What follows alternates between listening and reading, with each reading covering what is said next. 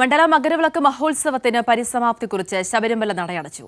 ഇത്തവണ 53 ലക്ഷം തീർത്ഥാടകരാണ് അയ്യപ്പ ദർശനം നടത്തിയത്.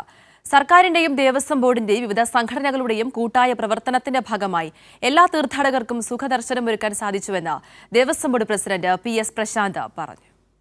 പുലർച്ചെ 5 മണിക്ക് നട തുറന്ന ശേഷം കിഴക്കേ മണ്ഡപത്തിൽ ഗണപതി ഹോമം നടന്നു. തുടർന്ന് പന്തളം രാജപ്രതിനിധി അയ്യപ്പ ദർശനം നടത്തി. ശേഷം ആചാരപരമായ ചടങ്ങുകൾ പൂർത്തിയാക്കി ശബരിമല നടയടച്ചു. പന്തളത്തേക്ക് തിരുഭവർണ മടക്കഘോഷയാത്രയും ആരംഭിച്ചു.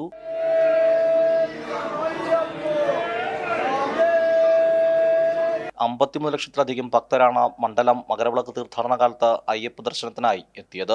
ഇതിൽ 10 ലക്ഷത്തോളം തീർത്ഥാടകർ സ്പോട്ട് ബുക്കിംഗ് മുഖേനയാണ് ദർശനം നടത്തിയത്. കൂട്ടായ പ്രവർത്തനത്തിന്റെ വിജയമാണ് ഇത്തവണ ശബരിമലയിൽ ഉണ്ടായതെന്ന് Devaswom board president PS Prashant.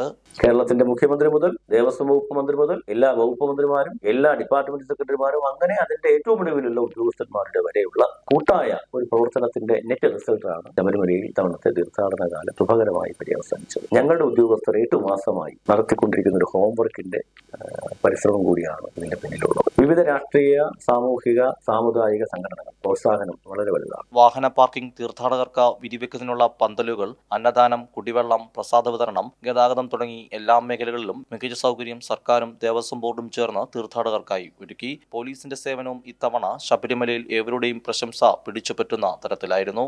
Kairali news, Pathanamthitta.